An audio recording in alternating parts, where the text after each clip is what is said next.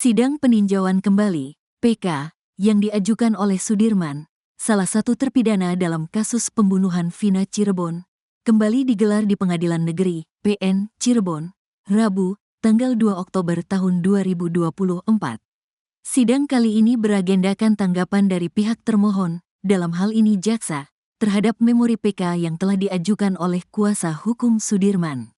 Sidang hari ini dilanjutkan sesuai jadwal, ujar Jutek Bongso, anggota tim kuasa hukum Sudirman, saat dikonfirmasi oleh media, Rabu, tanggal 2 Oktober tahun 2024.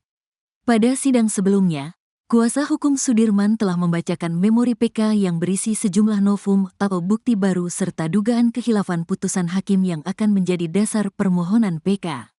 Jutek Bongso menekankan bahwa alibi Sudirman berbeda dengan terpidana lainnya dalam kasus ini. Pada sidang sebelumnya, kami telah memaparkan novum serta kekeliruan hakim yang bertentangan dengan pasal 263 KUHP.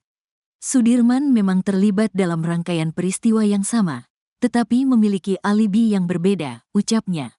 Menurutnya, perbedaan utama terletak pada keberadaan Sudirman pada malam kejadian. Sementara 6 terpidana lainnya disebut berada di warung Bu Nining pada malam tanggal 27 Agustus tahun 2016, Sudirman diklaim memiliki alibi lain yang akan dikuatkan oleh beberapa saksi.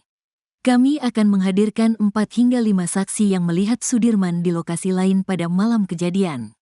Ini yang membedakan Sudirman dari yang lain, meskipun bukti lainnya serupa, jelas dia. Selain alibi, tim kuasa hukum juga akan mengungkap fakta seputar pernyataan Sudirman yang menyatakan dirinya tidak pernah disiksa selama proses penahanan. Kami ingin membuka kebenaran apakah benar Sudirman tidak mengalami kekerasan selama ditahan, seperti yang ia klaim, katanya.